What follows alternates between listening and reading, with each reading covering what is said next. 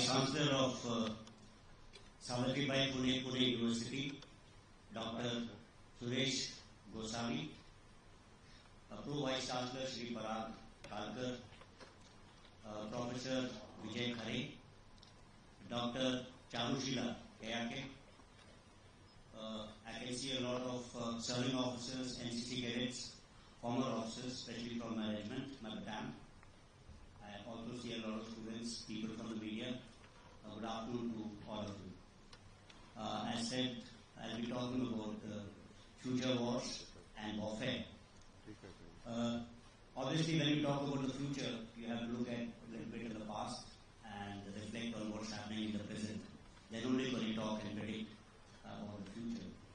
So what I'll do is, I'll talk about the past, and to help me in that, I'll take the help of von Clausewitz, one of the most profound thinkers on warfare. And then, of course, talking about the present, I will take help of the current operations, Operation Sindoor. And then we'll try and see some kind of trends which will be there for the future. We all know that war and warfare are synonymous with the political history of mankind, and warfare is as old as human civilization. This is because I think dominance and self-preservation is part of human nature. Any kind of war, I think, has two important elements into it. That is the violence, and this is violence as well as the politics behind violence.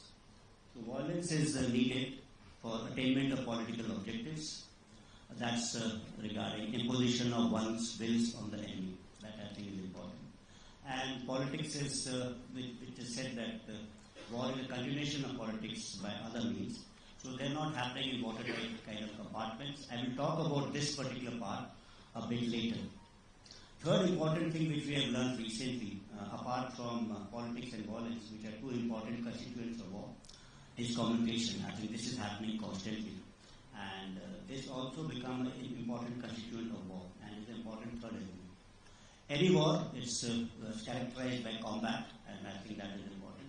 Combat also has, you can say, 3 or 4 important elements of it, and I'll talk about all these 4 elements. First is the combatant itself, Yodha, Ladne wale. And second is the combat zone, the kind of battlefield you will have. That's the second important thing. Third thing, I think, which is very, very important, is the technology, which shapes warfare. And fourth is, of course, the effect of tactics, of all of this on tactics, or TTPs, which you may also. So war and warfare is always evolving, and it has a binding relationship with technology and politics, and we will talk about it. We all know that the very seminal kind of work on modern kind of warfare was done by von Clausewitz. It is followed by many other great thinkers about warfare, like Jomini, Moltke, Skefen, Littleheart, etc. In my view, Clausewitz never gave any much importance to technology in warfare, because he was influenced more about political change. That's the time actually French Revolution had taken place. And instead of monarchy, you had seen the birth of republics. So rather than subjects being soldiers and fighting in numbers, you had actually now citizens of the republic. So that were fighting. So these were the kind of the huge political change in Europe at that particular time. And when he wrote about war, which I to some extent see that it's still relevant, he has spoken extensively about 3 constituents of a war. He called it the trinity of warfare, and he described this as emotion, chance, and reason. He said that warfare is very, very complex, and this is the interplay between these 3 things. Emotion. Emotion is basically, it's related with people actually. And this is, people get aroused, they get emotional, and that provides the kind of motivation for governments to act. And then, of course, also fear. This is another kind of emotion which is work, and also joy and celebration if there is victory. So this is the emotion part, which is displayed by the people or the population. And second, of course, he's spoken about is reason, which is, of course, the government at that particular moment, because after all, that doesn't get swayed by emotion. It takes a very considered decision that they have to apply an armed force, a military force, because they have expended all other instruments of national power. So it's a rational kind of a decision, and that's why reason has been attributed always to the government.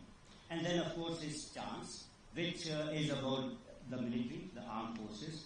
Well, that is because war is highly unpredictable. So let me talk about these three things: emotion, reason, and chance, as related to Operation Sindoor. What we see is, in this particular thing which happened in Pahalgam was profound cruelty, of which to the poor, the victims actually, because all of them were killed with headshots in front of their families and their children, and they were slaughtered in the name of religion, which is kind of unacceptable to this modern world, and this caused a huge revulsion in the society. So there was kind of an hatred. And of course, it revived memories because India, this is not a single act of terror against India. Western nations may have had one or two acts of terror. It's a continuation of terror acts. And maybe, India has been a victim of the maximum terror acts. Almost 20,000 people have been killed. So amongst the emotion which was being evoked in the people of India was about revenge, retribution, and this was getting in to get the perpetrators to justice. So that, I think, was played in everyone's mind. That's the kind of emotion, the public sentiment which was having. And at the end of it, there was probably some sort of satisfaction, anxiety during the operations, and maybe this happened during Operation Sindoor. Let me talk about reason. That's why I said that, Clause had attributed reason towards the government. And when Operation Sindoor, as far as the government is concerned, it is not about retribution. I think it was about drawing its limits of tolerance, thus and no far. So, this state-sponsored terrorism from Pakistan had to stop, and Pakistan should not be able to hold hostage India to terror activities. And of course, it was also said that India is not going to live under the shadow of terror and neither nuclear blackmail. And then also this decision that we need to, since we have laid down a limit, we must act decisively. That of course comes out the natural fallout of this. But there was also a desire in the government that actually it's not getting hyphenated in Pakistan, because we are on a different trajectory in the path towards progress and development, and our aspirations of 1.4 billion people are entirely different from them of our adversary. Our vision is entirely different, and our march of progress should not be stymied. It should be short kind of a walk. I think these are the kinds of reasons for us which I can attribute towards the government, and the nature of conflict we fought and the type of operations that were executed were reflected in the reasoning part of what I just said. Let me now talk about the third important constitution, that is the chance. I said that military operations are highly unpredictable, and you heard that little saying that the best plans actually go out of the window after the first bullet is fired. So, and no operation plan is based on 100% preparedness. You can't be 100% prepared for every kind of a contingency, and you can't have 100% of the information about anything. So you are always groping in a bit of a dark when you're carrying out military operations. And of course, in every military operation, there is an element of risk involved. The only thing is that there should be a calculated kind of a risk. In this particular case, what I say is, and of course, nations, when they try and build their capabilities, they try and build these capabilities on their past experiences and the kind of future conflict they see they might have to, or the future challenges they may be likely to grapple with. So probably post Balakot and Uri strikes, we thought that we should be able to engage targets deep inside the precision strikes. So India built these kind of capabilities. On the other hand, after Balakot, because the last strike package was almost at the borders of Pakistan, so they built air defense capabilities. Probably they built them to the kind of stronger.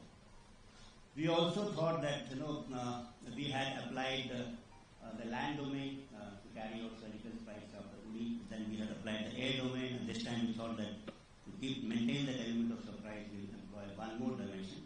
That's in the air domain only, but slightly led by using loiter ammunitions and drones, etc., to carry out the precision strikes. So when we say, if you see both these things, both nations have tried to build different kind of capabilities. So obviously there is an inherent amount of risk into this. And none of the capabilities that we had acquired actually had been tested in battlefield. They had been tested only in ranges. So whenever we are doing it, there is always an element of risk involved into it. But as they say, you cannot succeed if you don't take that kind of a risk. We knew little bit that have a better counter-drone system electrifying our country. We have a lot of nations, we may not have that kind of a capability, but the government has an element of risk into it. I think the second important thing is to understand as to what is a professional military force.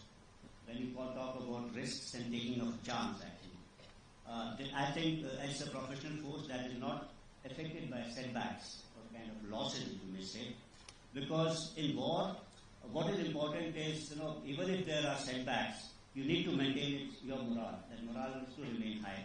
And then, of course, is adaptability. That is an important constituent of a very professional force.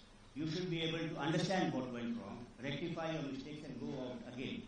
I think that is important for any kind of professional force. And third is, I think, the offensive spirit. As an organization, you must have that offensive spirit in spite of the initial setbacks. You can't sit down in fear. And as an individual, you should not have that kind of fear.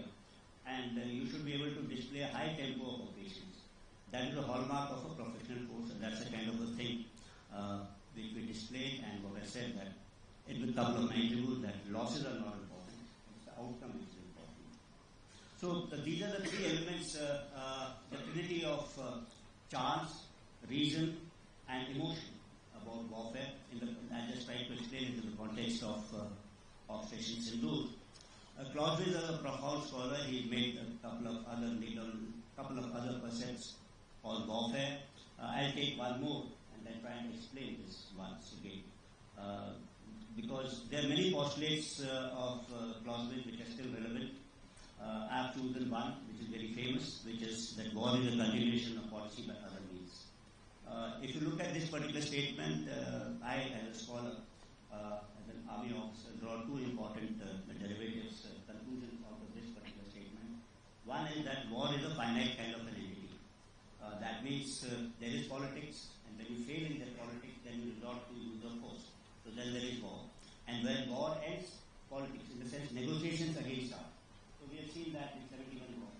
That before that, there's politics, and then there's the 14-day war, and then again you go back to civil negotiations. So this is a definite end point and the start point to this activity of war. I think this particular paradigm which Clausewitz has postulated, or the conclusion which we have drawn, is entirely wrong. Today, war is a continuation of 5 C's, which I say as cooperation, competition, confrontation, conflict, and combat. That's war. In one particular sequence, they continue happening. And the state tries to include any kind of instrument which is available to it for achievement of its political objectives, that is diplomatic, informational, military, and economic. You recently seen this war on trade and tariff action. That's basically for attainment of political objectives.